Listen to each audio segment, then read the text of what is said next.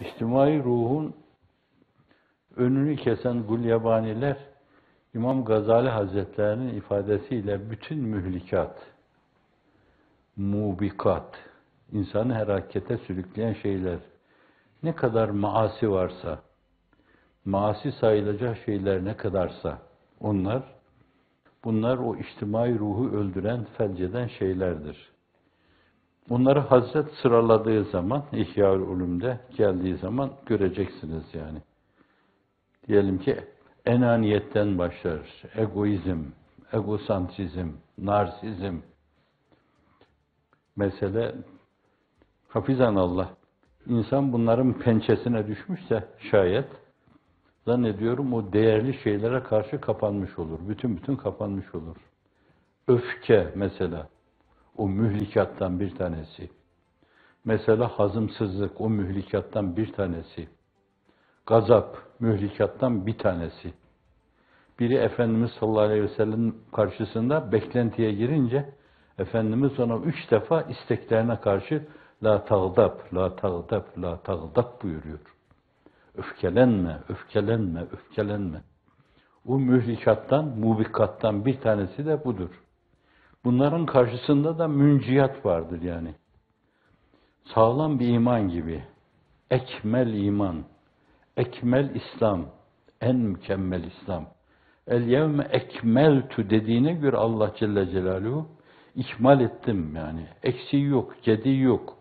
Nazari planda ben meseleyi size tas tamam olarak verdim. Ondan sonra tas tamam olarak yaşamak size kalıyor. El yevme ekmeltu lekum dinekum ve etmemtu aleykum nimeti. Bununla size nimetimi de tamamladım. Ve raditu lekumul İslam'e dine. Din olarak da İslam'dan hoşnut oldum ben. Onu yaşarsanız. İman onun dediği gibi olursa, İslam onun dediği gibi olursa ve bunların bir yönüyle Allah tarafından görülüyor, Allah'ı görüyor gibi yerine getirilmesiyle ihsan onun dediği gibi oluyorsa ve bunları yaparken emre itaatteki inceliği kavramışlık içinde ihlas deniyorsa ve ihlas derken ihlas gel göz arpacığıyla rıza-i ilahi hedefleniyorsa, rıza-i ilahi mülahazasıyla sürekli hep Cenab-ı Hakk'a mülaka olma, aşkı iştiyak hedefleniyorsa, sana ne zaman kavuşacağım mülakası yaşanıyorsa, insan arı duru yaşar. Ve arı duru yaşayınca zannediyorum böyle herkes de onunla münasebete geçebilir. O kirli şeylere karşı, kirli akıntılara karşı, durağanlaşmış böyle sulara karşı, temiz olduğu şüpheli olan şeylere karşı insanlar da biraz kuşkuyla bakarlar. Evet. Bu açıdan da yani o vicdan inkişafı, onun inkişaf etmesi Hazreti Gazali ifadesiyle münciyata, kurtarıcı şeylere bağlıdır. Ve batırıcı şeyler, yıkıcı şeyler de gulyabaniler gibi bir yerde mühlikat deniyor. Zaten ahlak kitaplarının hepsinde belki, rekaikte de mubikat da deniyor ki, aynı zamanda insanı helak eden, batıran, bize getiren, felç eden, fonksiyonlarını eda edemez hale getiren şeyler demek oluyor. Belki de hani bir toplumu sevk ve idare edenlere düşen vazife, misyon, bana benzer mülahazasından daha ziyade esasen şu bahsettiğim dört buğutlu şeyi bir hakikatin ayrı dört buğutu haline getirecek şekilde bunların hepsini hayata geçirme.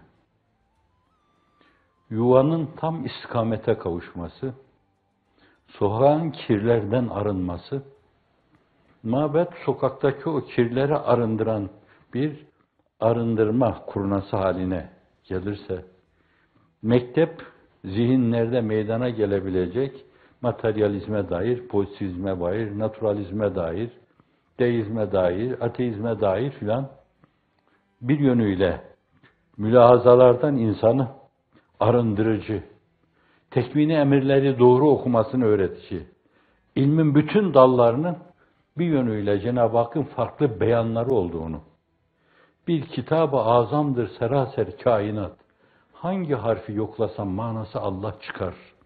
Recaizade Ekrem.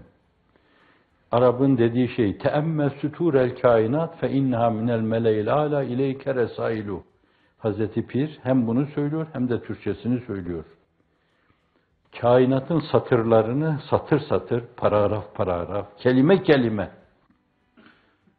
arka planlarıyla beraber nazar itibarı al. Teemmel süturel kainat. Onlar meleği aladan sana gönderilmiş namelerdir, risalelerdir.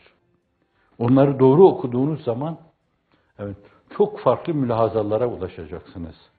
Mektep de bunu veriyorsa, böylece birbirinden ayrılmış kalp kafa izdivacı sağlanmış olacak veya vicdan, mantık, muhakeme izdivacı sağlanmış olacak.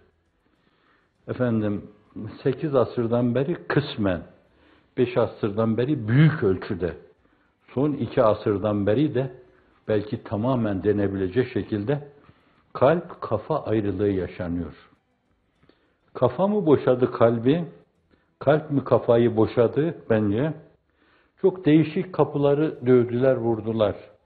50 defa zevci aher yaptılar.